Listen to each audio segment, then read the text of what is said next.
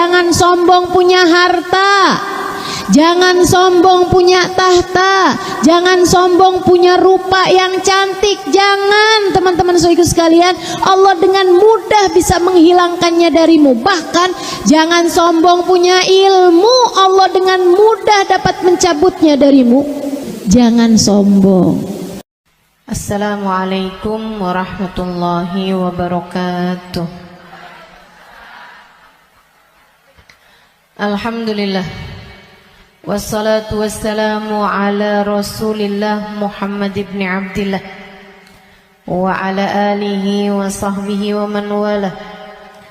Subhanaka la ilma lana illa ma 'allamtana, innaka antal alimul hakim. Rabbi shrah li sadri wa yassir li amri wahlul 'uqdatan min lisani yafqahu qawli.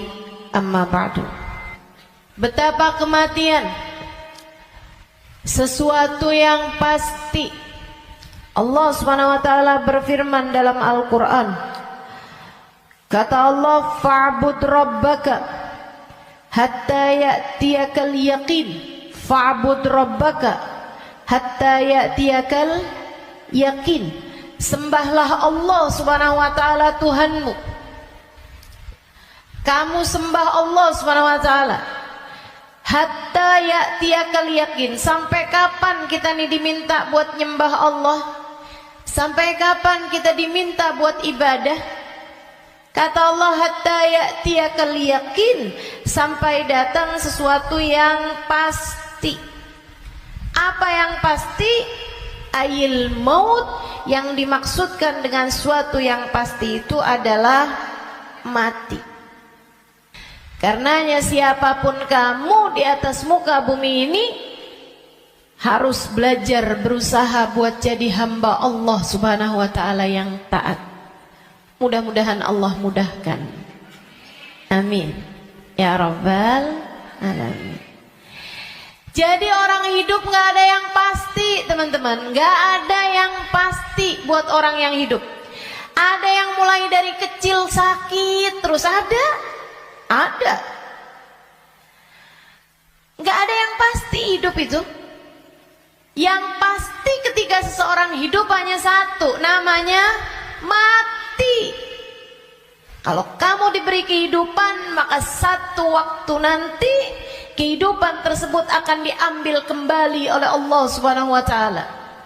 Sebab memang hidup di dunia, begitu kamu diberi kehidupannya, udah pasti kamu akan berjumpa dengan kematian.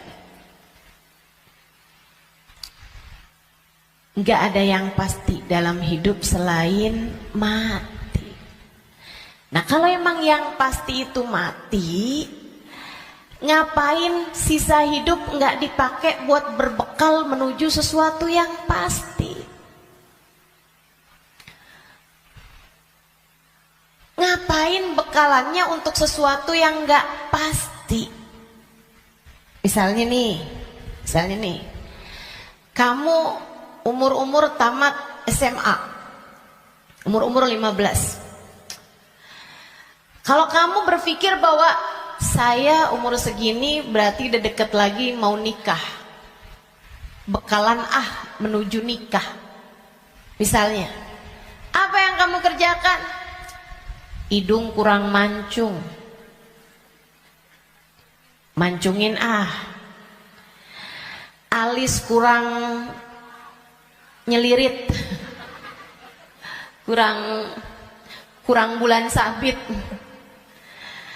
kamu sabitin alis kamu. Bibir kurang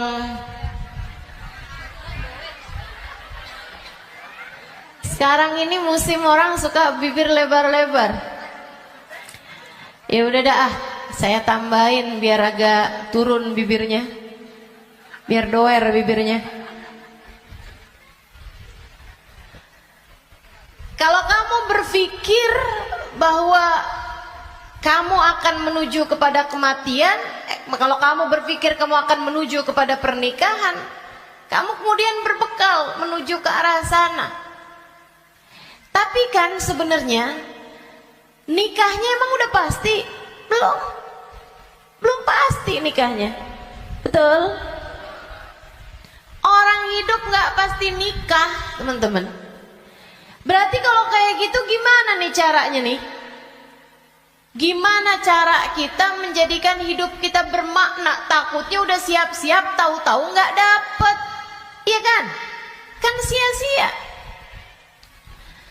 Kalau gitu yang pasti aja, kamu hidup biar bermakna, pastikan hidupmu adalah saatmu berbekal menuju kepada kematian. Saya tuh waktu SD kabarnya pinter. Mungkin ada guru-guru saya di sini. Selamat pagi Bu Guru. Kabarnya dulu pinter waktu saya sekolah. Saudaraku sekalian saya muliakan, tapi saya dulu selalu punya pikiran bahwa bisa jadi umur saya nggak panjang.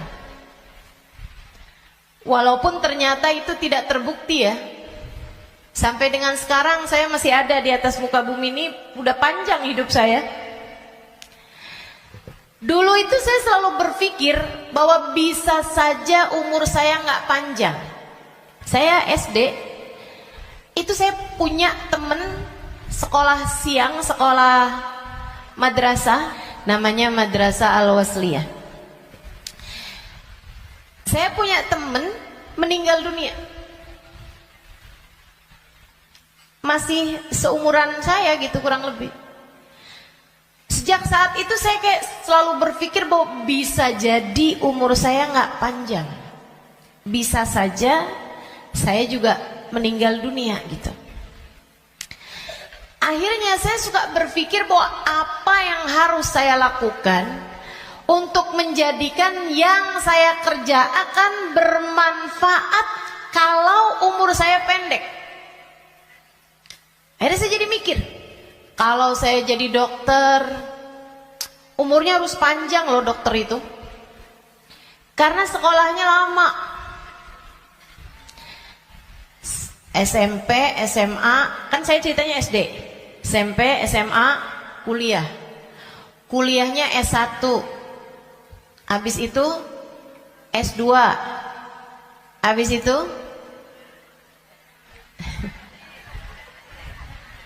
ST katanya. Buat jadi dokter spesialis itu kan mesti banyak sekolahnya.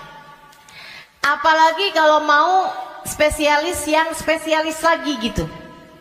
Buat jadi dokter yang bagus. Artinya sekolahnya tuh panjang. Baru bisa jadi dokter yang hebat, dokter yang mumpuni di atas usia 30-an tahun, bahkan mungkin 40-an tahun. Habisnya itu dia praktek mengamalkan ilmunya. Berapa lama? Sampai ketika datang ajal menjemputnya. Manfaatnya ilmunya itu berapa lama? Untuk bisa dipraktekkan bermanfaat buat umat manusia gitu. Sampai dengan berapa lama? Sebentar aja berarti. Kita aja kalau udah dirawat sama dokter yang terlalu tua rada was-was. Betul gak? Dokternya mau nulis resep, ambil kacamata dulu gitu kan. Terus nulisnya agak, tangannya gemeteran. Takut kita. Ini kalau misalnya dia ngelihatnya salah-salah gitu kan. Atau dia mau nyuntik, tangannya udah gemeteran. Waduh, udah kayaknya rada gimana gitu. Tapi kita sama dokter muda juga kita ragu-ragu. Betul gak? Coba tuh. Betapa ternyata mau jadi dokter aja itu umurnya cuman dari sekitar 40 sampai ke 50 atau 60 tahun dah gitu. Cuman segitu doang. Sisanya udah enggak tuh. Udah enggak maksimal. Saudaraku sekalian saya muliakan, saya jadi mikir gitu. Wah, kalau gitu enggak usah jadi dokter deh. Takutnya umur-umur 30-an tahun saya meninggal, saya nggak bekalan apa-apa nih.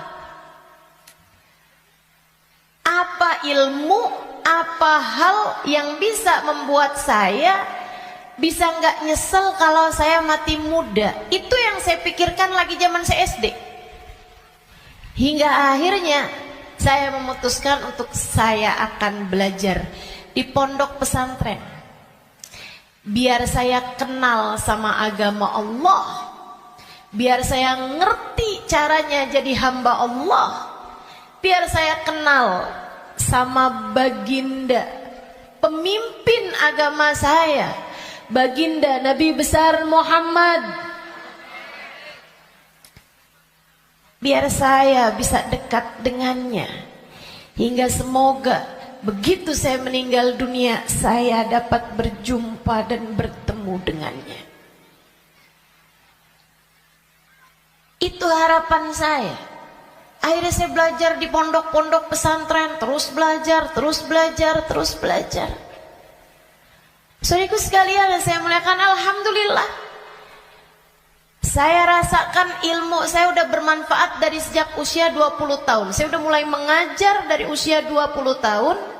Dan saya mengajarnya dalam bahasa Arab di kota Tarim, Hadramaut, Yaman. Saudaraku sekalian, saya muliakan. Pada akhirnya kehidupan mengajarkan kita bahwa jangan mau memperjuangkan sesuatu yang tidak kamu bawa mati. Begitu saya belajar lama, saya jadi ngerti bahwa ternyata bahkan bekalan menuju kematian itu bukan ilmu yang banyak, bukan. Akan tetapi hati yang tersambung dengan Allah penciptanya. Ruh. Sebab hulikatir ruhu lil abad. Ruh itu ketika diciptakan, ia diciptakan untuk selamanya. Ruh kamu ini, teman-teman sekalian, ini yang akan kamu bawa mati. Hati kamu itu adalah ruh kamu, rasa kamu. Ini yang akan kamu bawa mati. Kalau badan ini nggak akan kamu bawa mati. Begitu kamu mati, udah tuh nggak ada lagi urusan sama badan. Badan kamu bisa dimakan merayap-rayap tanah dan habis. Bibir kamu yang selalu kamu lipstikin, wajah kamu yang selalu kamu bedakin, mata kamu yang selalu kamu celain, pakaiin celak, kuku-kuku kamu yang selalu kamu potong setiap kali ia memanjang, badan kamu yang selalu kamu rawat, kamu kasih makan, kamu bersihkan. Ini hanya akan menjadi makanan santapan rayap-rayap tanah. Ulat-ulat tanah nanti akan masuk ke lubang-lubang hidungmu. Ia akan masuk dalam seluruh anggota tubuhmu dan kamu habis.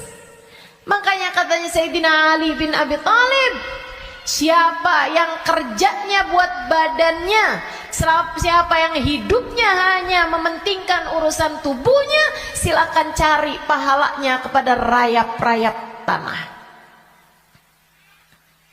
Silakan minta balasannya kepada rayap-rayap tanah. Ulat-ulat tanah, mereka yang senang banget, wih, mulus. Ih, badannya bagus. Enak banget nih kita makannya, katanya gitu. Saudariku sekalian yang saya muliakan, bukan untuk itu kamu diciptakan. Bukan untuk itu kamu diciptakan. Yang aslinya dari diri kamu adalah ruhmu, yang sejatinya pada dirimu tidak akan terpisahkan adalah hatimu. Ala inna fil jasadi mudghah, idza salahat salahal jasad kullah, wa idza fasadat fasadal jasad kullah. Ketahuilah di dalam tubuh manusia terdapat segumpal darah, disebut hati. Jika bagus, bagus semuanya. Jika rusak, rusak semuanya. Ketahuilah, segumpal darah tersebut adalah hati. Disitulah roh ditiupkan. Disitulah roh sejatinya berada. Meskipun mengalir sampai ke seluruh tubuh kita. Roh itu dihembuskan saat janin badanmu itu berusia 4 bulan dalam rahim ibu kamu, ditiupkan lewat ubun-ubun.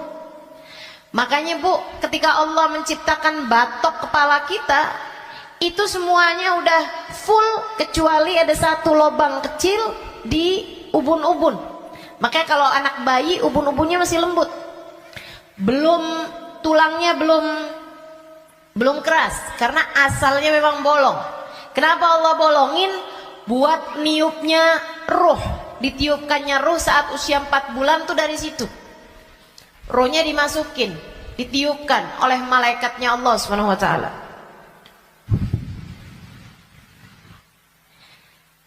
Pusatnya ditaruh di jantung atau di hati, dia pusatnya tuh ditaruh di hati. Menyebar roh tersebut sampai ke ujung-ujung jari. Itu roh. Kalau datang kematian, dicabut lagi dari ubun-ubun. Malaikat pencabut nyawa sama halnya dengan malaikat peniup roh, itu memulai pekerjaannya dari ubun-ubun. Dinyabut nyawanya juga dari sini. Dicabut dari atas kan, yang duluan hilang yang kaki. Makanya orang kalau mati tuh kakinya duluan yang dingin. Yang lain masih hangat tapi kaki udah dingin, itu berarti sudah memulai proses pencabutan nyawa.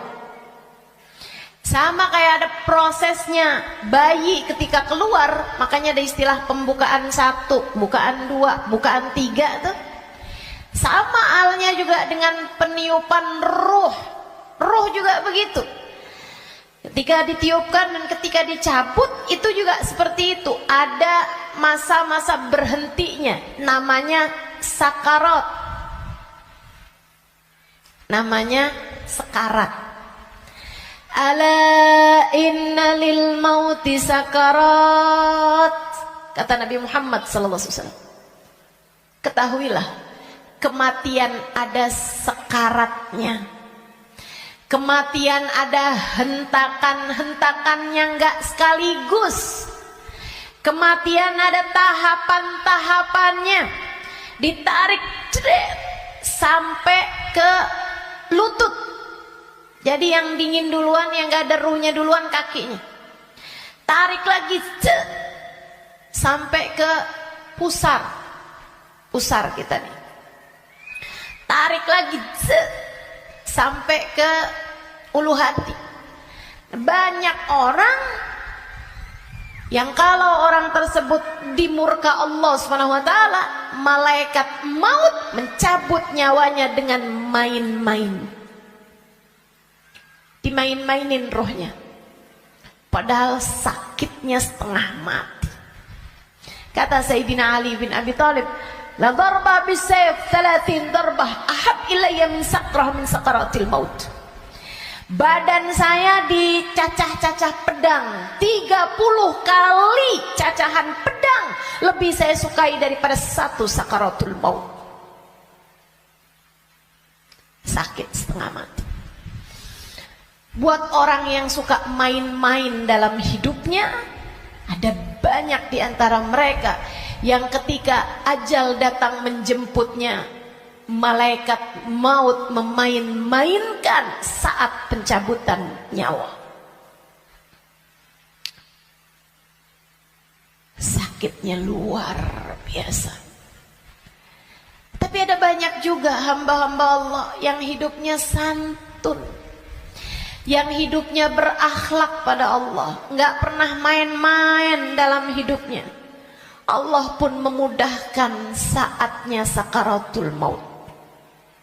Kayak doa orang-orang tua kita, Allahumma hawwin alaina fi sakaratil maut. wan najata minan nar.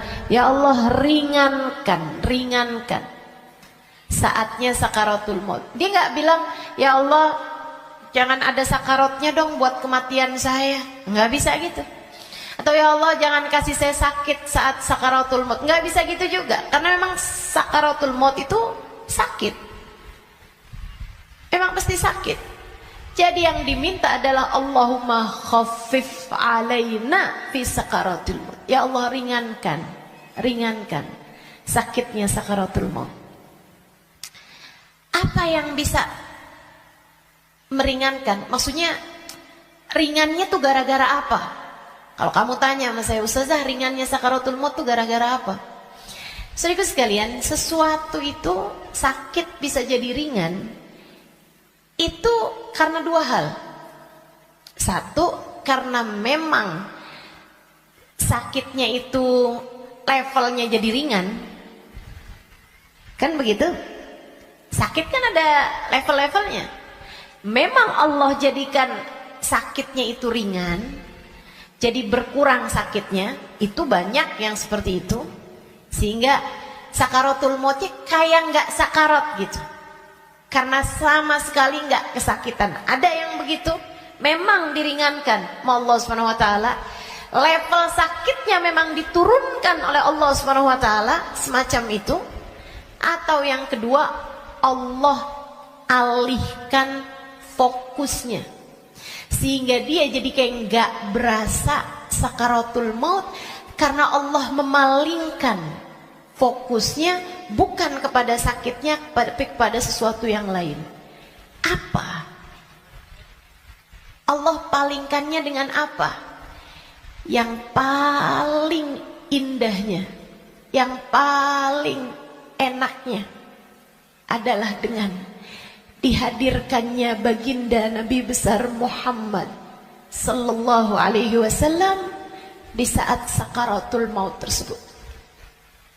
Sakit, tapi enggak jadi terasa sakitnya sebab ia bisa lihat Nabi Muhammad. Sebab dihadirkan Nabi Muhammad untuknya. Sakit, tapi ya nggak terasa. Gimana coba? Gimana sakitnya mau terasa kalau kamu bisa ketemu Nabi Muhammad? Nabi Muhammad misalnya berkata kepadamu, selamat datang wahai umatku. Ya udah nggak ada lagi rasa sakitnya, teman-teman. Udah jadi indah semuanya. Banyak yang begitu juga. Kekasih berjumpa dengan kekasihnya di saat sakaratul maut. Banyak.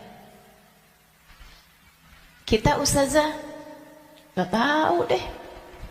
Minta aja, doa aja, walaupun gak pantas, biar gak nyesel. Betul gak? Betul gak?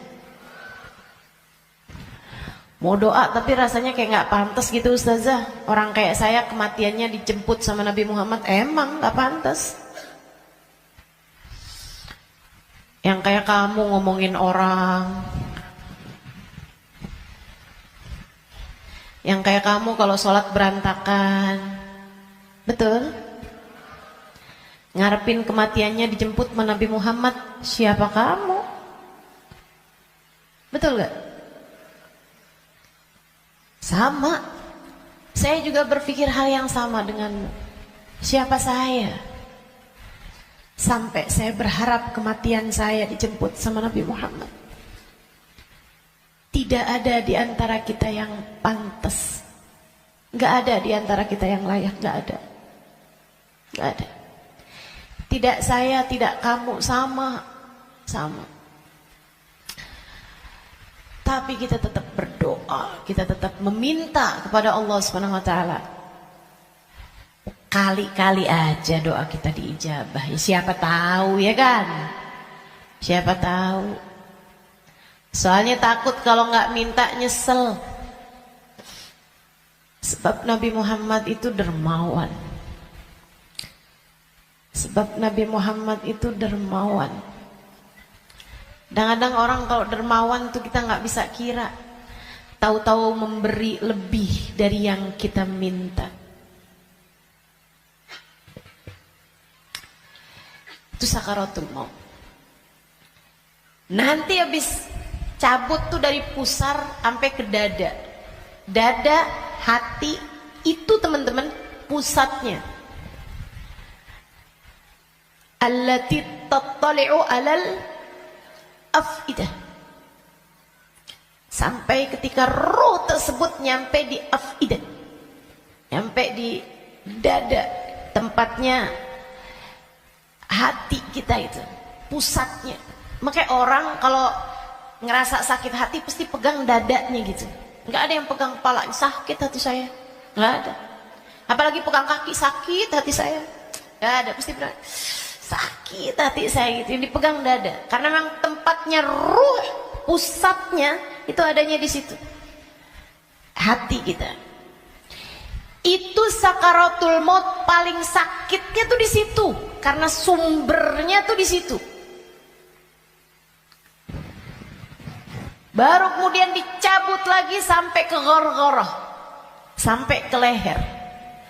Kau udah nyampe di ghargharah, hakikat kamu akan ditampakkan. Saat itulah kamu dibukakan langit, bisa lihat tempat balik kamu tuh surga atau neraka. Dan itu bisa terjadi tahun depan, dan itu bisa terjadi bulan depan, untukmu atau untukku. Itu bisa jadi di waktu yang masih sisa panjang, bisa jadi juga sudah tinggal sedikit lagi waktumu untuk merasakan apa yang disebut dengan sakaratul maut ini.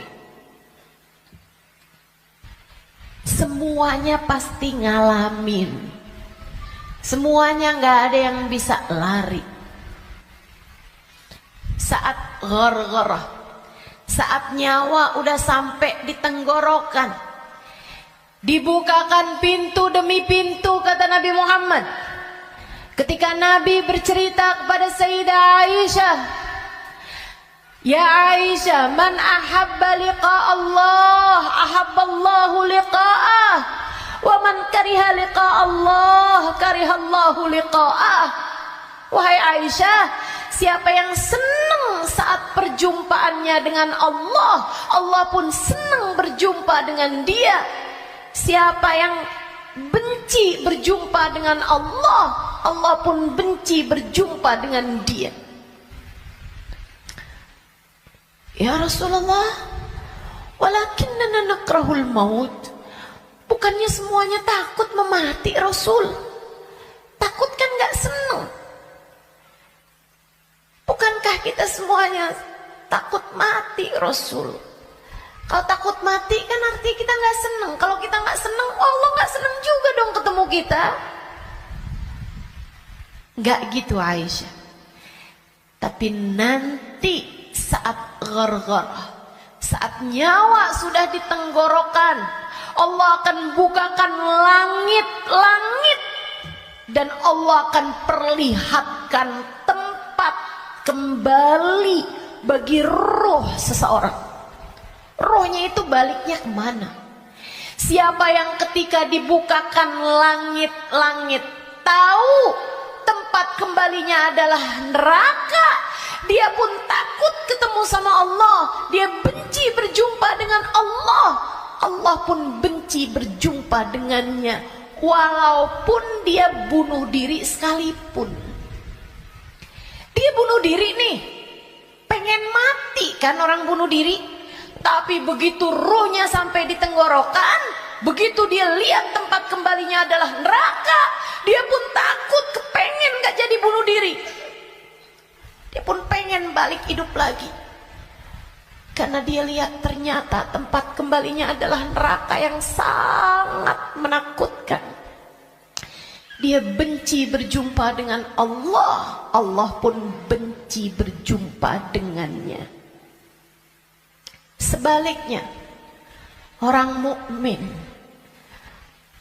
orang yang tawadhu, orang yang hidupnya buat nyari Allah,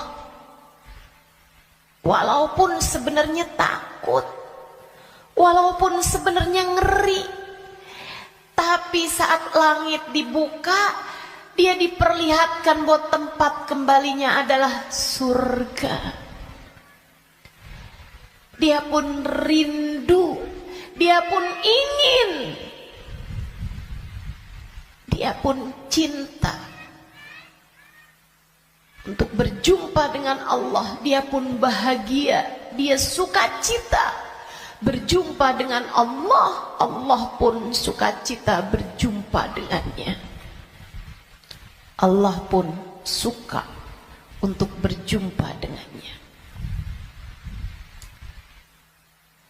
Nih, saat ghargharah ini Allah cerita dalam Al-Quran di surat Al-Mu'minun, hatta idza jaa ahadahumul maut qala rabbi irji'un la'alli a'malu salihan fima taraktu kalla innaha kalimatun huwa qailuha wa min waraihim barzakhun ila yaumi yub'atsun. Sadaqallahul azim. Kata Allah, sampai ketika kematian datang kepada kalian, ketika ruh sampai di tenggorokan, dia akan berkata, Rabbirji'un, balikin saya lagi ya Allah, balikin saya lagi ya Allah. Setahun, biarkan saya tinggal lagi di dunia setahun ya Allah. Nggak boleh sebulan ya Allah, nggak boleh seminggu ya Allah. Minggu depan deh ya Allah, matinya minggu depan aja. Gak boleh minggu depan, sehari ya Allah. Besok mati gak apa-apa, jangan sekarang.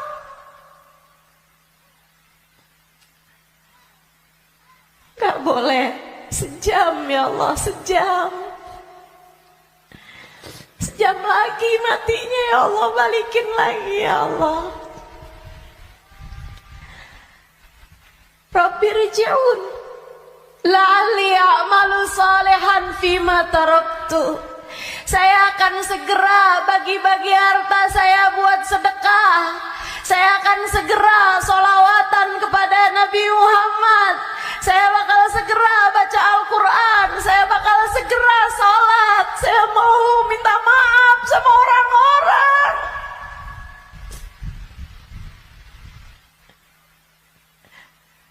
Saya mau minta maaf sama orang-orang. Sisakan untuk waktu walaupun 1 jam.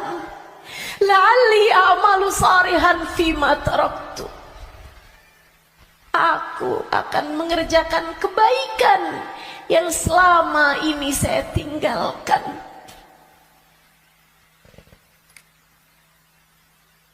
Apa jawab Allah? Kalla innaha kalimatun huwa qailuha. Enggak ada. Sekarang kalimatmu itu hanya jadi omong kosong belaka. Enggak ada ceritanya kamu dikabulkan. Waktunya sudah habis. Game over. End.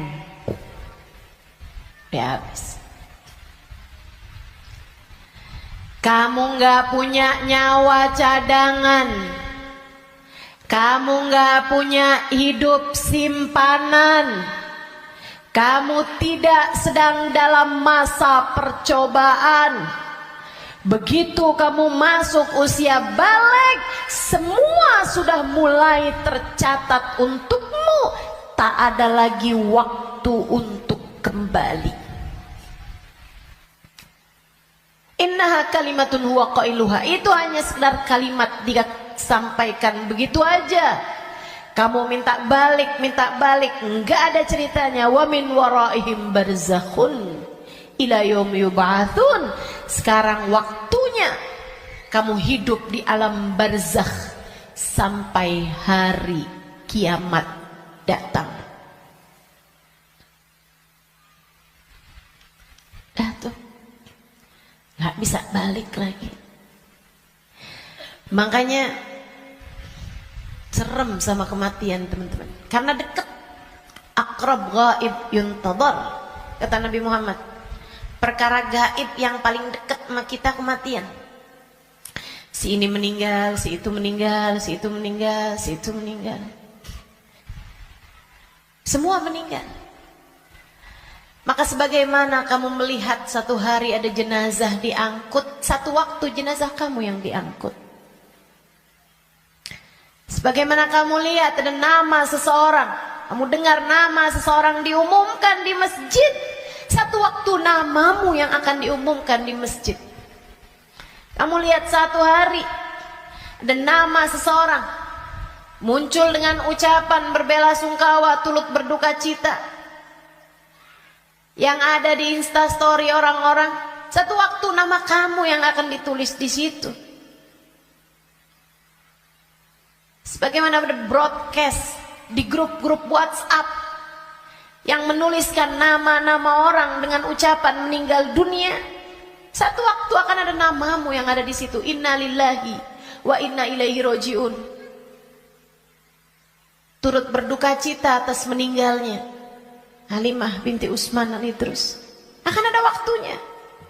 Semua akan ada waktunya. Semua akan ada gilirannya. Pasti, tanpa terkecuali. Kamu akan datang giliranmu, pasti, tanpa terkecuali. Kamu bakal mati, Bu. Kamu akan mati, Dek. Kamu bakal mati, Nak. Pasti. Masalahnya tinggal, akankah Allah berkenan menerimamu? Saya tuh dulu suka liatin tulisan kalau ada orang meninggal dunia, semoga rohnya diterima di sisi Allah. Saya suka mikir gitu, ya masa ditolak? Ya diterima lah. Fakta membuktikan. Kita nggak pernah lihat ada orang habis meninggal dunia terus balik lagi. Lah, bukannya kamu seminggu yang lalu meninggal? Oh, nggak diterima. Pernah? Nggak pernah. Ya saya suka pikir gitu. Ya diterima lah. Masa mau ditolak? Orang meninggal mau meninggal gitu. Tapi sesudah saya belajar, itu waktu saya kecil mikirnya begitu. Sesudah saya belajar di pondok pesantren, belajar terus. Saya jadi paham betapa berartinya ucapan itu. Sebab kamu, saya, ketika meninggal dunia akan menjadi salah satu dari dua kelompok orang. Ada yang ruhnya diterima di sisi Allah dengan penuh keridhaan. Ada yang ruhnya diusir dari rahmatnya Allah, sebab Allah murka kepadanya.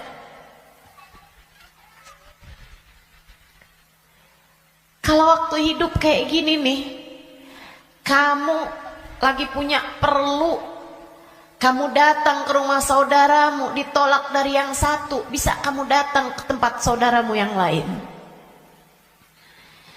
Anak kamu harus masuk rumah sakit, harus segera dioperasi, misalnya gitu. Harus ada DP yang harus kamu bayar, atau ada keperluan apapun misalnya. Kamu bisa datang ke tempat saudaramu, dia nggak bukain pintu, kamu bisa datang ke tempat yang lain. Dia nggak ngasih, kamu bisa datang ke tempat yang lain. Kamu misalnya mau bikin kopi, gulanya nggak ada, misalnya gitu, kamu bisa datang ke tempat saudara kamu, sebelah kamu, tetangga kamu, nggak dikasih, nggak dibukain pintu, atau dia bilang nggak ada misalnya, bisa lagi ke tempat saudaranya, tempat sebelahnya. Orang hidup ini andai ditolak dari yang satu, kita masih punya pilihan tempat yang lain. Seapa-apanya masih ada pilihan tempat yang lain. Tapi kalau kamu meninggal dunia, kamu hanya akan menjadi wa inna ilaihi raji'un, hanya akan kembali kepada Allah Subhanahu wa taala. Kalau pintu rahmatnya Allah tertutup darimu, kalau kamu diusir dari kasih sayang Allah Subhanahu wa taala, Allah tidak berkenan menerimamu, kemana kiranya kamu akan pergi? Terusir dari pintu rahmatnya Allah, kamu mau kemana? Bu, Kak, Dek, Nak, saya sampaikan ini dengan sungguh-sungguh. Jangan pernah mau main-main dalam hidupmu. Jangan main-main sama hidup. Sebab selama kamu hidup, kematian masih akan membayangi. Dan begitu datang kematian sementara Allah belum ridho kepadamu, sangat mungkin ruhmu tidak diterima Allah, hingga Allah pun mengusirmu dari pintu rahmatnya, dan kamu dikembalikan kepada lembah kemurkaannya.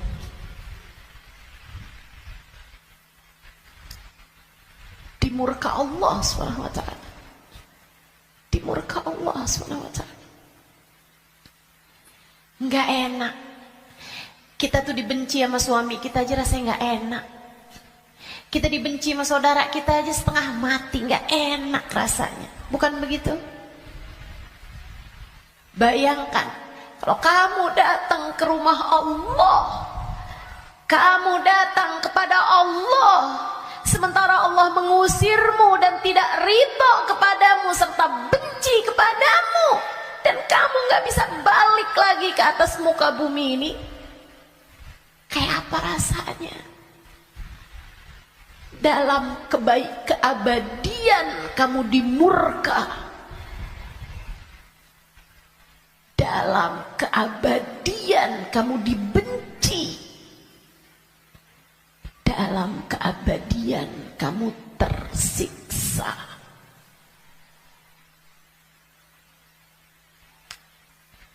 Nggak akan sabar, nggak akan sabar. Makanya sekarang nih di dunia kamu masih bisa sabar. Kalau lagi nggak enak sabar aja. Malam-malam ngantuk mau tahajud, yang sabar. Bangun tahajud, yang sabar. Biar nanti kamu nggak ketemu waktu di mana kamu tidak akan sabar menghadapinya. Kamu nggak akan kuat ngadepinnya. Sekarang kamu kuat. Buat puasa kamu kuat. Buat baca Quran kamu kuat. Buat hadir majelis taklim kamu kuat. Buat baca maulid kamu kuat. Buat berbuat baik pada orang tua kamu kuat. Buat berbuat baik sama suami kamu kuat. Buat doain anak-anak kamu kuat. Buat ngurusin rumah kamu kuat. Buat ngerjain kebaikan-kebaikan kamu kuat. Maka kerjakan apa yang kamu kuat untuk menghindarkan diri dari sesuatu yang kamu gak bakal kuat. Bertahanlah terus. Bertahanlah untuk tetap menjadi solehah. Yang sabar jadi solehah. Tetaplah jadi hamba Allah yang soleha. Gak kuat nih saya, enggak, kamu kuat, kamu kuat. Saya gak kuat lagi Ustazah ngadepin suami kayak begitu. Kuat, kamu kuat. Saya gak kuat lagi Ustazah ngadepin orang tua saya nih Ustazah. Kuat, kamu kuat. Gak kuat lagi saya ngadepin anak-anak saya Ustazah. Kamu kuat, kamu kuat. Kamu kuat. Saya gak kuat puasa, kuat, kuat. Saya gak kuat tahajud, kuat, kuat. Saya gak kuat baca zikir habis duhur, habis subuh ke isyraq, kuat, kuat. Saya gak kuat baca ratib malam-malam hari, ngantuk saya, kuat, kuat. Kamu kuat ngerjain itu semua. Saya gak kuat Ustazah buat berbuat baik sama semua orang. Saya pengen marah aja semuanya. Enggak, kamu kuat, kamu kuat. Jangan marah-marah, jangan. Jangan marah-marah. Kamu kuat. Teman-teman saya sekalian, yang gak kuat kalau kamu mati dan kamu terusir dari rahmatnya. Yang kamu gak kuat kalau sampai di dalam kubur rohmu disiksa, kamu gak akan kuat. Yang gak kuat kalau kamu datang malaikat yang menanyai dalam kuburan dan kamu gak bisa jawabnya, hingga kemudian malaikat tersebut mulai menyiksamu, kamu gak akan kuat. Sisanya di dunia ini kamu kuat, kamu kuat. Saya dijahatin terus sama tetangga saya gak kuat lagi, kamu kuat. Saya ditinggalin sama teman-teman saya gak kuat, kuat, kuat, kuat. Percaya saya, kamu kuat. Saya sakit Ustazah, saya udah gak kuat lagi, kuat, kuat, kuat. Yang kamu gak kuat kalau kamu sampai diusir dari rahmatnya Allah. Yang kamu gak kuat kalau ruhmu keluar, dan bisa jadi itu bulan depan, bisa jadi itu minggu depan. Saat ruhmu keluar dan kamu ngelihat tempat kembalimu adalah neraka, kamu gak akan kuat.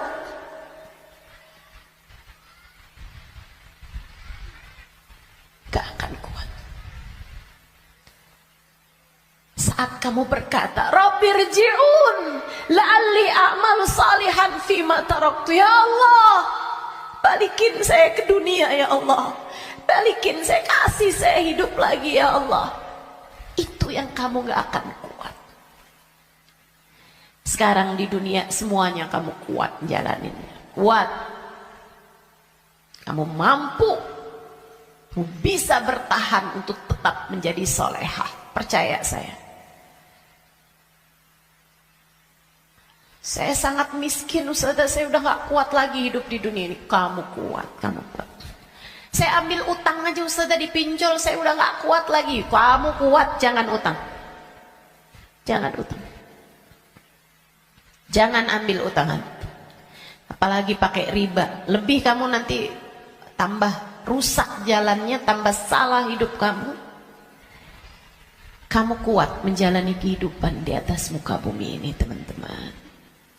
Yang kamu gak kuat kalau sampai mati Allah murka padamu. Kamu gak akan kuat. Maka yuk berbekal. Dengan apa berbekalnya? Satu, hidup yang benar. Tetaplah istiqomah. Sholat jangan ditinggal. Ibadah jangan ditinggal. Apa yang kamu bisa kerjain, kerjain. Sedekah biar kata sedikit jangan ditinggal. Saya orang miskin Ustazah, saya nggak bisa sedekah banyak-banyak. Tapi kamu masak. Masak, banyakin kuahnya kata Nabi. Bagiin tetangga. Kasihin tetangga kamu pas kamu lagi masak. Saya nggak bisa sedekah Ustazah. Tapi kamu masak nasi, masak. Pakai sambal. Iya. Yeah. Apa? Tempe goreng. Banyakin. Sisain dikit buat tetangga kamu. Kasih buat orang yang susah. juga yang ada di sekitarmu.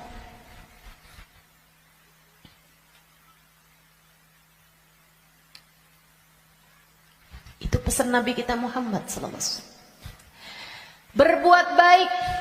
Saya nggak bisa Ustazah, saya nggak ada sesuatu yang bisa saya sedekahkan. Senyum, bisa bukan? Kamu punya bibir? Ya punya sih Ustazah. Ya udah senyum aja kalau gitu. Ketemu orang, bisa nyenengin orang, apa kabar? Sehat?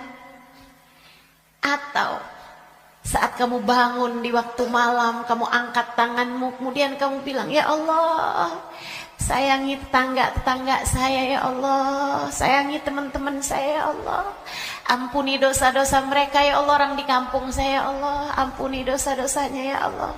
Sedekah kamu buat mereka, kebaikan kamu buat mereka. Berbuat baik semampu yang kamu bisa, sebisa yang kamu mampu.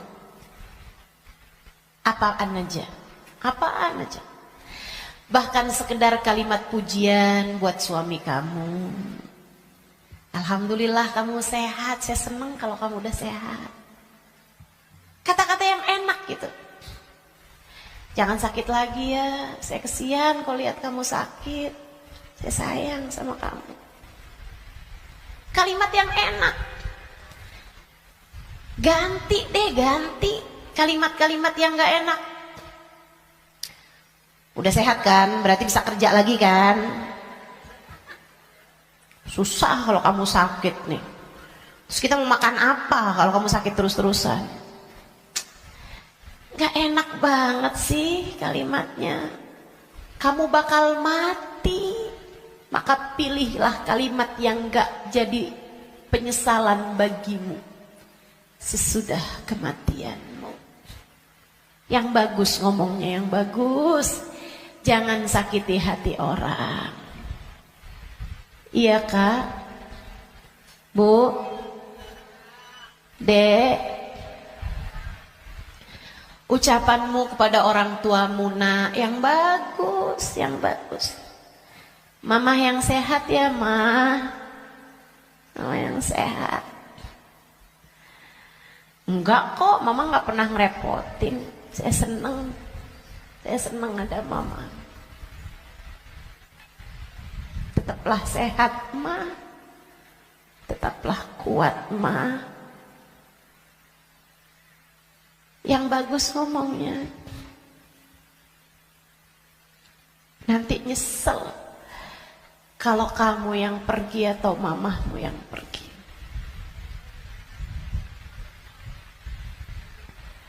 Kepada abahmu, ayahmu, gitu juga. Ngomong yang bagus-bagus aja, biar nggak tambah banyak penyesalanmu ketika datang ajal menjemput. Apapun dari kebaikan yang bisa kamu lakukan, lakukanlah. Udah nggak usah pakai mikir-mikir, saya mau pakai kerudungan kapan ya? Nggak usah. Sekarang orang senegeri udah pakai kerudungan semua kok. Selagi kamu perempuan ya pakai penutup aurat. Saya nggak tahan Ustazah, saya nggak kuat pakai jilbab. Kuat kok. Semua kuat. Bismillah. Bismillah. Lakukan kebaikan, jangan tinggalkan. Sebab seperti mana kamu hidup, seperti itulah kamu akan mati. Jika kebaikan yang kamu lakukan dalam hidupmu, kamu hanya akan berjumpa dengan kebaikan-kebaikan sesudah kematianmu. Kebaikan kamu lakukan karena Allah, Allah akan membalasmu dengan kebaikan-kebaikan dari sisinya. Dan itu akan sangat menyenangkan. Kama ta'ish tamut. Sebagaimana kamu hidup, seperti itu pula lah kamu akan mati. Maka tetaplah istiqomah di jalan Allah. Itu bekal utama. Bekal keduanya, selalulah berdoa, selalulah meminta kepada Allah agar dikaruniai husnul khatimah. Sering-sering minta, ya muqallibal qulub, tsabbit qalbi ala dinik. Wahai zat yang membolak-balikan hati, tetapkanlah hati kami berada dalam keimanan kepadamu. Selalulah berdoa, Rabbana la tuzigh qulubana ba'da idh hadaitana wa hab lana min ladunka rahmatan innaka antal wahhab. Ya Allah, jangan pernah kau cabut hidayah iman yang telah kau anugerahkan kepadaku. Anugerahkanlah pula untuk kami rahmatmu. Sesungguhnya engkau adalah zat yang maha memberi. Selalulah berdoa, ya Allah biha, ya Allah biha, ya Allah bihusnil khatimah. Ya Allah biha, ya Allah biha, ya Allah bihusnil khatimah. Ya Allah, aku mohon padamu, ya Allah, aku minta padamu husnul khatimah, ya Allah. Akhir kehidupan yang baik. Kematian dengan membawa iman, kematian sedangkan kau berkenan menerima kami, ya Allah. Terus doa, terus minta sama Allah. Sebab la yarudul qada illa doa. Tidak ada yang dapat menolak takdir buruk selain doa. Doa terus, doa terus, doa terus. Kalau ada waktunya doa tuh, kayak lagi majelis, kemudian silahkan berdoa, silahkan sampaikan hajatmu. Habis sholat, jangan dulu langsung bangun, sebelum kamu berzikir kemudian berdoa, kan begitu.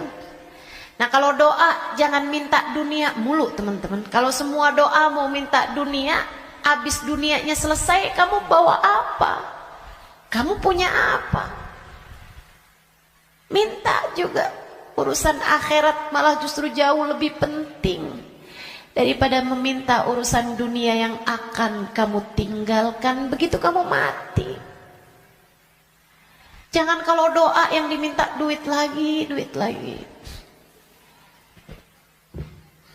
Jangan kalau doa yang diminta jodoh lagi, jodoh lagi. Atau biar hati suami nggak berpaling, itu aja yang kamu minta. Biar suami nggak poligami, ustazah, itu terus doa saya ustazah. Bukan hanya itu yang kamu perlukan teman-teman. Doa urusan dunia tuh kalau bisa sekedarnya aja. Karena hidup di dunia ini qalil, sedikit, katanya Imamul Haddad, tabalagh bil qalili minal qalili. Bekelan dunia ini sedikit aja lah, karena dunianya itu emang sedikit. Dikit lagi juga mati. Kalau doa itu yang kiranya kamu gak nyesel begitu kamu masuk ke dalam alam kubur. Doanya minta apa? Minta husnul khotimah. Doa minta Allah ridha, minta biar Allah selamatkan, minta biar Allah bahagiakan kalau kamu ada di dalam kuburan, minta biar Allah bahagiakan ketika nanti kamu di padang mahsyar. Jadi begitu ajal datang menjemputmu, kamu masih punya simpenan dari doa-doa yang belum diijabah Allah SWT, yang belum kamu rasakan ijabahnya. Begitu kamu mati, kamu udah punya simpenan doa buat mahsyar. Begitu kamu mati, kamu udah punya simpenan doa buat kubur. Begitu kamu mati, kamu udah punya simpenan doa buat kiamat. Begitu kamu mati, saat di padang mahsyar dibangkitkan, kamu udah punya simpenan doanya. Tinggal tunggu ijabahnya. Nah kalau doanya belum pernah kamu doain, gimana mau ngarepin ijabahnya? Nah kamu gak pernah minta. Ya Allah, kubur saya, ya Allah, saya sekarang maunya kubur saya biar seneng, ya Allah. Ternyata kok gak seneng. Kata Allah, nah kamu gak pernah minta. Di dunia yang sering mintanya, biar nanti kamu dapat ijabahnya. Di dunia yang sering minta, ya Allah, jadikan kami ada dalam rombongan Nabi Muhammad. Jadikan kami ada dalam rombongan umat Nabi Muhammad, ya Allah. Jangan cuma di majelis maulid aja doanya. Saat tahajud tuh kamu doa, minta ya Allah, nanti di akhirat ya Allah, jadikan saya ada dalam rombongan Nabi Muhammad. Biar nanti begitu kamu mati, kamu udah punya simpenan doanya, tinggal nunggu ijabahnya. Kata Allah, ud'uni astajib lakum, mintalah, niscaya akan aku beri. Jadi di akhirat kamu tinggal nungguin saat doamu diijabah. Sebab kalau kamu mintanya nanti gitu kan di akhirat, ya itu tadi kata Allah, innaha kalimatun wa qailuha. Kalimatmu tuh gak ada artinya lagi, gak ada maknanya lagi. Sebab akhirat bukanlah tempat berbuat. Dunia nih tempatnya berbuat. Akhirat hanyalah tempat untuk dibalas. Kalau saatmu di dunia kamu hanya minta dunia, apa yang kamu persiapkan buat sesudah kematianmu?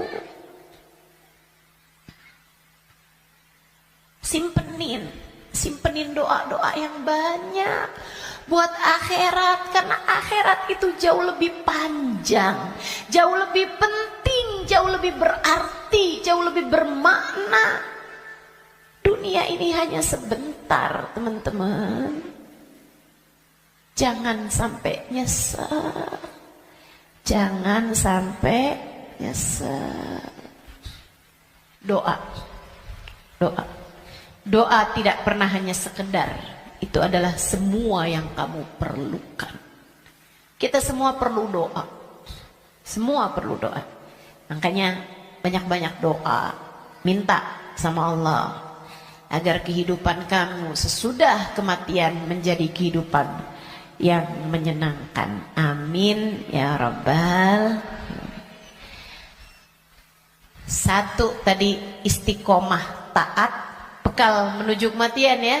Yang kedua tadi apa? Doa. Yang ketiga, teman-teman saudaraku sekalian, bekal menuju kematian itu ampunan dari Allah Subhanahu wa taala. Itu bisa kamu dapat dengan memohon ampunan, beristighfar dan bertaubat, meninggalkan dosa-dosa. Kamu mau berbekal menuju kematianmu, tinggalin dosa. Tinggalin dosa. Tinggalin dosa.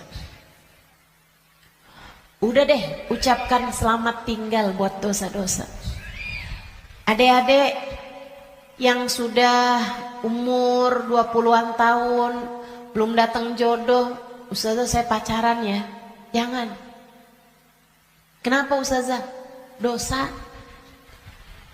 Tinggalin dosa. Kamu belum tentu punya waktunya buat taubat. Kamu belum tentu sisa waktumu itu mencukupi untuk kamu bertaubat. Nggak usah deket-deket sama dosa. Ya Ustazah, kalau nggak pacaran kita nggak nikah Ustazah. Siapa bilang?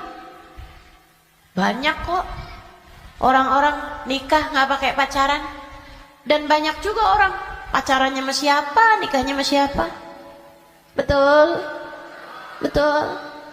Ngapain kamu menghabiskan energi, menghabiskan rasa hanya untuk menjaga jodoh orang? Ngapain?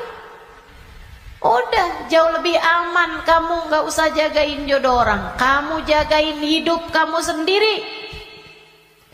Sebab yang akan mendapatkan balasannya adalah dirimu sendiri. Dek, Nabi Muhammad tuh seneng sama pemuda-pemuda yang taat. Lebih daripada senengnya Nabi Muhammad sama orang-orang tua yang taat. Jadi kamu gak usah nunggu tua buat taat. Kamu gak usah nunggu tua buat deket sama Nabi Muhammad. Justru di saat kamu masih muda, andai pun kamu nanti sampai tua, justru di saat muda nih, kesempatan kamu buat dekat sama Nabi Muhammad. Sebab Nabi senang sama pemuda-pemudi yang hidup dalam menjalani taat kepada Allah Subhanahu wa taala. Dijanjiin barengan sama Nabi Muhammad. Dijanjiin ada dalam naungan di bawah arasnya Allah di saat tidak ada naungan kecuali naungan Allah. Syab nasya fi taatillah, pemuda, pemudi, laki-laki, perempuan, muda yang hidup dalam taat pada Allah Subhanahu wa taala. Kamu umur masih 17 tahun tapi sudah istiqomah tahajud, Nabi cinta padamu. Kamu umur masih 17-18 tahun, akan tetapi kamu istiqomah baca Al-Quran, Nabi cinta padamu. Umur masih belasan tahun, tapi kamu udah punya zikiran yang kamu istiqomahkan baca. Kamu udah punya solawatan yang kamu istiqomahkan baca. Kamu bahkan nyaris hafal kitab-kitab maulid yang berisi sejarah hidupnya Nabi Muhammad. Fix, kamu pantas dicinta sama Nabi Muhammad.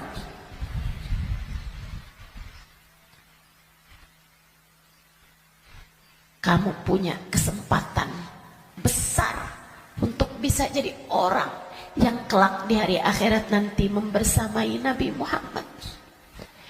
Tinggalin dosa, dek, tinggalin dosa. Gak ada pentingnya.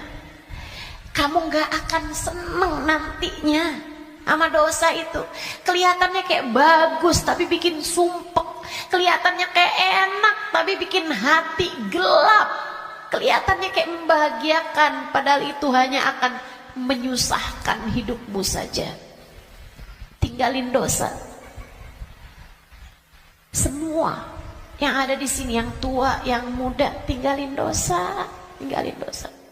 Itu cara kamu biar bisa berbekal menuju kematian yang indah. Yang terakhir, kamu pengen berbekal menuju seindah-indah kematian adalah dengan mencintai orang-orang soleh.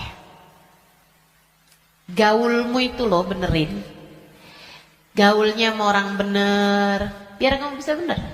Sayangnya sama orang bagus di mata Allah, orang soleh, orang solehah.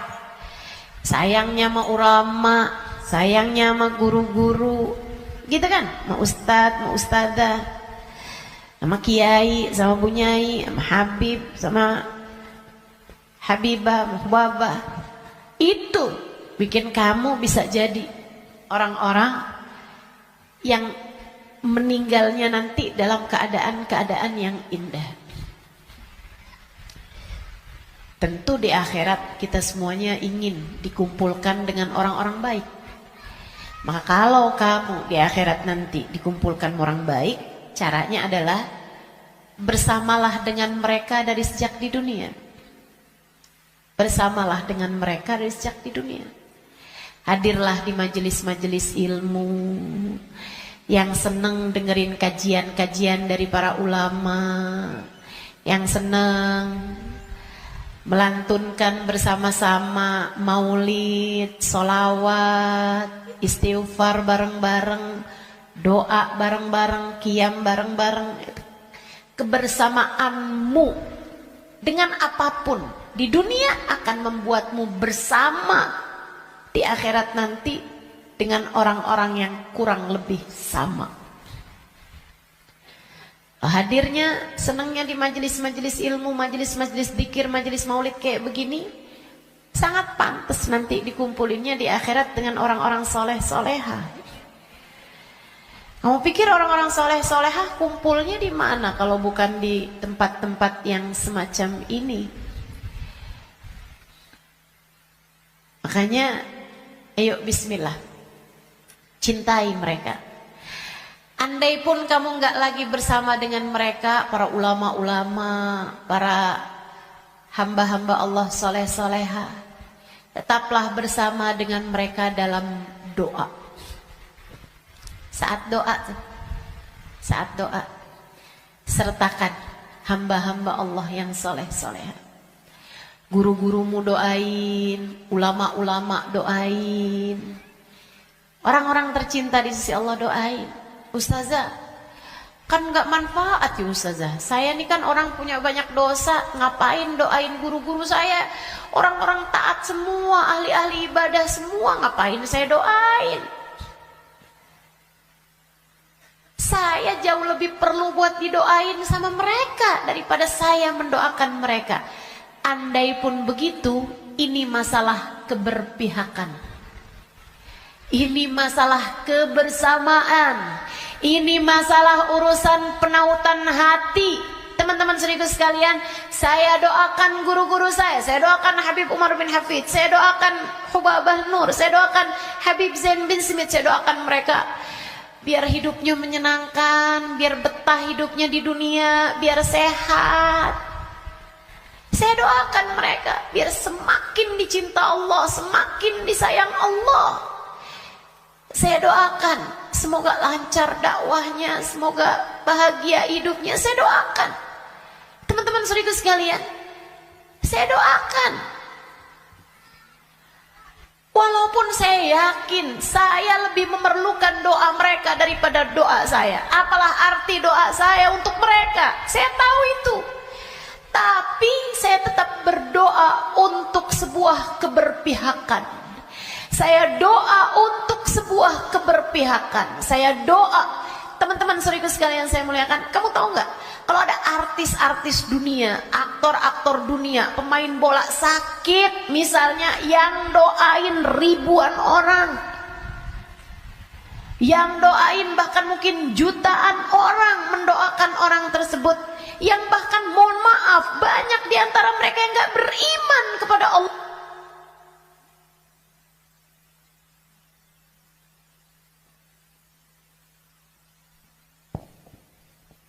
Yang bahkan banyak di antara mereka yang tidak beriman kepada Allah Subhanahu wa taala. Kenapa orang-orang mau mendoakan orang tersebut? Itu dia tuh namanya keberpihakan, penautan hati.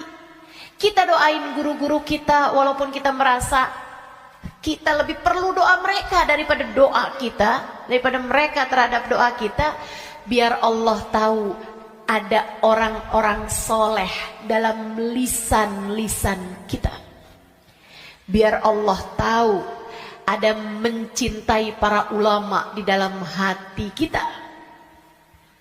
Biar Allah lihat hati kita punya cinta yang besar kepada hamba-hamba yang tercinta di sisi Allah. Pada akhirnya biar Allah tahu kita ada di jalan mereka. Kita ada di jalan mereka. Biar semoga di akhirat nanti Allah membersamakan kita bersama dengan mereka. Penting mencintai orang-orang soleh. Sebab almar'u ma'aman ahab, seseorang di akhirat nanti hanya akan dikumpulkan dengan orang yang dia cintai. Dan yang paling penting buat kita cintai, nomor satu, yang ada di puncaknya adalah baginda kita Nabi besar Muhammad.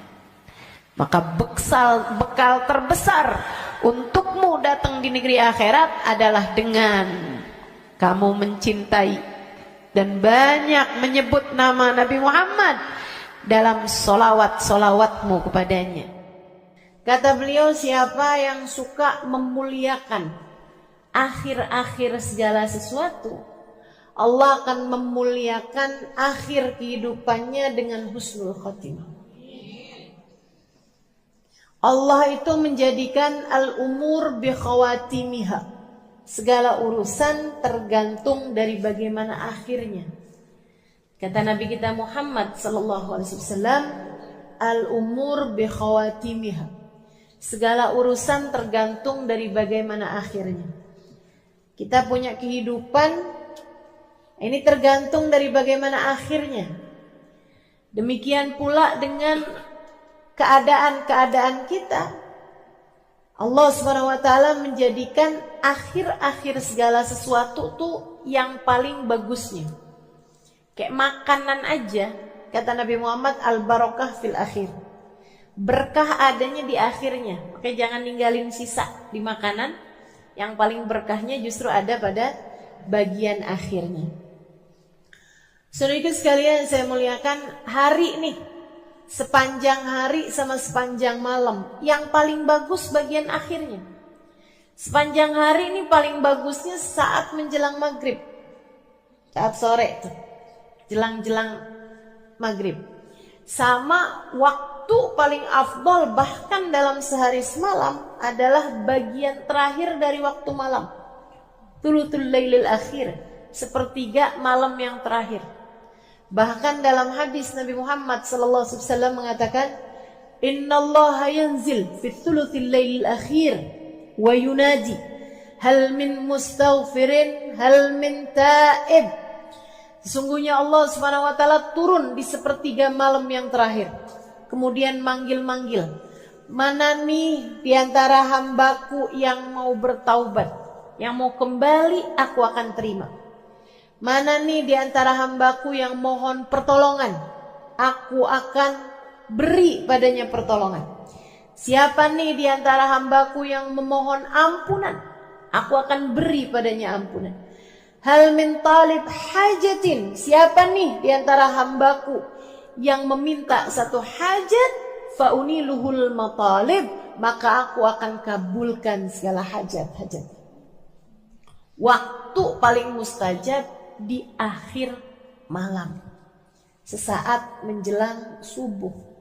Sampai-sampai dikatakan ma'uqitatil wilayah illa fi jawfil lail. Tidak diberikan kewalian kecuali di malam yang sangat gelap, di kegelapan malam. Kapan kegelapan malam? Malam semakin gelap, pertanda fajar sebentar lagi terbit. Artinya bahwa waktu paling gelapnya malam adalah di bagian terakhirnya malam. Nah, itu para wali-wali jadi wali karena mereka ada di waktu tersebut sedang munajat, sedang berdoa, sedang meminta, sedang ibadah pada Allah Subhanahu wa taala. Jadi kalau lagi mikir gitu, jangan-jangan saya wali. Coba diingat-ingat, tahajudmu gimana? Ibadahmu di waktu malam gimana? Yang masih banyak tidurnya kayak kita ini udah deh, yang penting selamat, gak usah ngarep jadi wali. Sedikit sekalian, waktu paling mustajab, waktu paling berkah di akhir bagian malam. Demikian pula dengan akhirnya minggu, hari Jumat. Hari Jumat itu akhirnya minggu. Nah, itu kan paling afdol. Hari dalam seminggu paling afdolnya adalah hari Jumat. Sedikit sekalian saya muliakan, kemudian akhir bulan itu namanya ayyamusud, hari-hari gelap. Sunnahkan untuk berpuasa, sebagaimana disunnahkan pula untuk berpuasa pada hari-hari terang, yaitu ayyamul bid, tanggal 13, 14, 15 dari tiap bulannya. Nah, itu merupakan waktu-waktu yang mustajab, termasuk juga yang segera akan kita jelang secara khusus, yaitu akhir tahun kita ini, waktu yang sangat mulia. Beliau mengatakan, Habib Umar bin Hafid mengatakan, kamu kalau pintar menghormati akhir tahun, akhir hari, akhir malam, gitu kan ya, akhir dari segala sesuatu kamu suka muliakan, maka Allah SWT akan memuliakan hidupmu dengan akhir yang terbaik. Kita nih hidup nih, mau kayak gimana kita jalaninnya, tetap nilainya tuh di bagian final. Sama tuh kayak orang lomba mau maraton kah, lomba mau cepet-cepetan setir mobil misalnya, lomba mau cepet-cepetan apapun aja, itu urusannya sama akhir, teman-teman. Gak ada orang ceritanya lomba maraton siapa yang paling cepat jalan di awal, gak ada. Pasti apakah dia nyampe garis finish apa enggak? Apakah dia nyampe bagian akhirnya apa enggak? Yang awalnya santai-santai bahkan paling belakang, kalau akhirnya dia sampai di garis finish dalam keadaan paling awal, dia terhitungnya adalah juaranya, pemenangnya. Demikian pula dengan hidup kita. Andai ada orang sepanjang hidup berbuat dosa, kata Nabi kita Muhammad sallallahu alaihi wasallam, "Lau anna imra'an", andai ada seseorang dia ngerjain perbuatan dosa sepanjang hidupnya, kemudian di akhir hidupnya dia bertaubat, di akhir hidupnya dia kembali, kemudian dia diakhiri hidupnya dalam keadaan baik, maka dia akan masuk ke dalam surga Allah Subhanahu wa taala. Orang nih kafir sepanjang hidup, begitu akhir kehidupannya masuk Islam. Biar kata baru semenit masuk Islamnya, surga akhirnya. Semua tergantung dari gimana akhirnya. Saudara sekalian saya muliakan, namun sebaliknya juga, dan ini yang kita ngeri. Andai ada orang ngerjain taat seumur hidup, tapi akhir kehidupannya dia mengerjakan dosa yang membuat Allah Subhanahu wa taala murka hingga mencabut iman dari dalam hatinya, dia mati su'ul khatimah, maka tak ada jatah darinya dari kesenangan akhiratnya Allah Subhanahu wa taala. Dia hanya akan menjadi salah satu dari calon-calon penghuni api neraka. Semua tergantung dari bagaimana akhirnya. Nah, kita mau menuju akhir kehidupan kita nih. Gak ada loh orang yang jalannya mundur menuju kematian, gak ada. Gak ada orang yang tambah lama, tambah muda tuh gak ada. Emang tambah lama ya tambah tua, teman-teman. Tambah lama, tambah deket mau waktunya mati. Itu udah pasti. Karenanya kalau kepengen akhir kehidupannya dalam keadaan baik, yuk belajar buat memuliakan akhir-akhir segala sesuatu. Salah satunya adalah dengan kita memuliakan akhir tahun kita ini. Sehingga semoga nantinya saat akhir kehidupan kita, Allah memuliakan kita dalam husnul kematian yang indah, kematian yang bagus, kematian yang bagus. Nah, apa nih yang mesti kita lakukan nih di akhir-akhir tahun semacam ini, teman-teman saudara sekalian? Yang paling penting mesti banyak-banyak minta ampunan dari Allah Subhanahu wa taala. Istighfarnya mesti kita perbanyak. Emang dosanya banyak, minta ampunnya kan mesti banyak juga. Katanya ulama, kalau kamu ngerasa nggak bisa nyamain ahli ibadah dalam ibadah mereka, sekurangnya samain ahli taubat dalam permohonan ampun mereka. Kita mau nyusulin para wali nih dengan ibadahnya.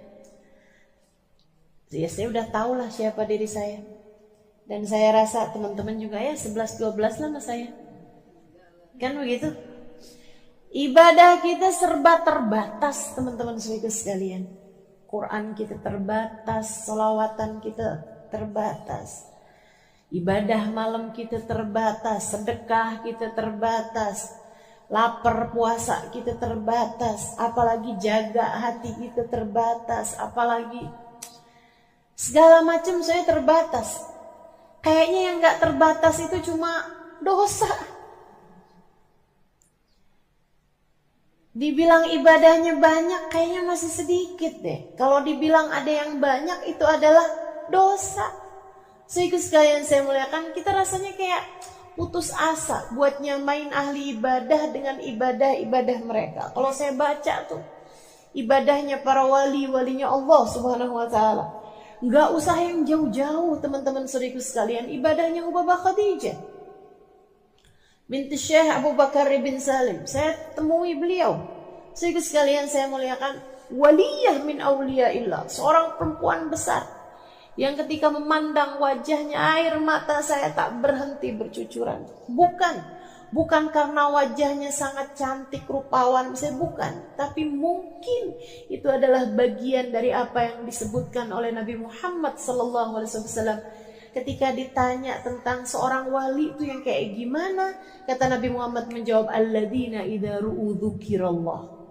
Orang-orang yang ketika kamu memandang wajahnya mengingatkanmu kepada Allah. Para walinya Allah Subhanahu wa taala. Jalla jalaluhu wa ta'ala azamatuh. Saudariku sekalian saya muliakan, Hubabah Khadijah. Teman saya ada yang nanya, "Babah, gimana sih Hubabah nih ibadahnya apa?" Kata beliau, "Nak, saya suka istighfar. Terutama di waktu malam." Kapan Hubabah istighfarnya? Berapa banyak Hubabah istighfarnya? Saya nggak pernah ngitung. Mulai jam berapa Hubabah istighfarnya? Habis selesai sebagian witir, dia bilang salat isya, dia kerjain witir beberapa rakaat. Beliau bilang habis makan malam, mulai itu saya duduk siapin 5 kurma sama air. Dia bilang saya mulai baca istighfar yang beliau baca, astaghfirullah lil mu'minin wal mu'minat. Itu istighfarnya Hubabah Khadijah. Ya Allah, saya mohon ampun untuk semua orang Islam, baik laki-laki maupun yang perempuan. Astaghfirullah lil mu'minin wal mu'minat. Dia bilang saya baca itu nggak saya hitung. Sampai saya berasa haus, saya minum air. Sampai nanti saya berasa mulai lapar, saya makan, mulai pengen istirahat, saya makan 1 kurma, saya minum airnya, saya baca lagi. Ntar udah kayak berapa lama gitu kan, mulai kering tenggorokannya, minum airnya lagi, makan kurmanya. Dia bilang kalau udah 5 kurma selesai, udah tuh saya berdiri. Jam berapa kira-kira Hubabah? Ketika biasanya dia bilang ketika saya mendengar suara tarhim di masjid di malam besok. Itu ibadah para hamba-hamba Allah Subhanahu wa taala. Jalla jalaluhu wa ta'ala azamatuh. Teman-teman sekalian saya muliakan, para walinya Allah Subhanahu wa taala, kasih Allah Subhanahu wa taala, demikian keadaan mereka. Gak usah jauh-jauh. Mungkin Hubabah Khadijah masih agak nggak kelihatan mata gitu. Teman-teman sekalian, Hubabah Nur. Teman-teman semua alhamdulillah matanya telah diizinkan Allah memandang wajah wanita mulia itu. Hubabah Nur binti Habib Muhammad bin Abdullah Al-Haddad alaiha ridwanullah. Itu saudaraku sekalian saya muliakan. Tiap malam baca ratib. Dulu tuh kalau baca ratib, baca la ilaha illallah itu cuma 40. Lama-lama naik 50, lama-lama naik 100. Lama-lama 500. Sekarang ini udah 1000. Saya baca ratib sama beliau di salah satu perjalanan. Kok la ilaha illallahnya lama banget. Saya bilang, wah, khalasna. Itu udah selesai nih baca. Dia bilang alaf Halimah. Ya Allah Tuhan, alaf banyak. Masya Allah. Beliau, saudariku sekalian saya muliakan, ada tuh teman-teman saya ajakin waktu itu bulan Ramadan. Habis selesai buka puasa, diundang sama beliau sholat berjamaah, lagi kurang sehat. Maghrib, habis selesai sholat maghrib, beliau yuk awabin masing-masing nggak jamaah. Habis selesai awabin, beliau bilang, Halimah, saya kalau bulan Ramadan gini saya qadha sholat. Qadha salat biar kita dapat nih pahalanya kan lipat-lipat nih kalau bulan Ramadan. Barangkali ada salat-salat kita dulu yang kurang sempurna. Beliau kemudian qadha salat maghrib, qadha salat maghrib, isya qadha salat isya gitu ya. Qadha salat maghrib berjamaah. Udah. Habis selesai beliau bilang, kita mau salat tasbih. Tahu kan salat tasbih? Isya, habis isya, ba'diyah isya ma'awabin 6 rakaat, habis itu salat qadha 3 rakaat maghrib, habis itu salat tasbih 4 rakaat dengan baca tasbihnya kan 300 kali itu kan. Masya Allah, Masya Allah.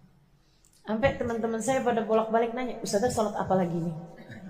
Ini salat apa lagi? Kita belum selesai apa salatnya. Masya Allah. Ubabah. Segitunya beliau bilang, saya ini lagi kurang sehat, Halimah doain. Saya bilang nih kita nih dapetin kurang sehatnya Hubabah. Sehatnya kita aja kayak nggak nyampe gitu. Gimana kalau beliau pas lagi sehatnya? Subhanallah, subhanallah. Ibadah, teman-teman sekali. Ibadah. Kita nggak bisa nih nyamain ibadahnya ahli ibadah. Ya sekurangnya lah kita nyamain istighfarnya, permohonan ampunnya ahli taubat. Biar jangan sampai ibadah banyak kagak, dosa banyak iya tapi nggak dapetin ampunan banyak. Biar sekurangnya ibadahnya kurang, dosanya banyak. Istighfarnya, permohonan ampunnya juga biar banyak. Insya Allah. Jadi di akhir tahun semacam ini teman-teman sekalian, yuk kita banyak-banyakin istighfar. Banyak-banyakin mohon ampun. Banyak-banyakin minta pada Allah SWT, ya Allah ampuni, ya Allah ampuni. Ya Allah ampuni. Istighfarnya kita perbanyak. Bangun tidur kita minta ampun. Habis selesai sholat kita minta ampun. Ya kan? Jalan-jalan banyakin istighfar. Sambilan ngapain kita istighfar. Istighfar terus minta maaf. Minta ampun sama Allah SWT. Allahumma anta rabbi wa ana abduk. La ilaha illa anta khalaqtani. Ya Allah, Engkau adalah Tuhanku, aku adalah hamba-Mu. Ya Allah, Engkau telah menciptakan aku. Khalaqtani fa ana abduka wa ana ala ahdika wa wa'dika mastata'tu. Kau telah menciptakan aku, maka semestinya aku menepati janji dan melaksanakan perintah-perintah-Mu. Tapi ya Allah, abu'u laka bi ni'matika alayya wa abu'u bi dzambi.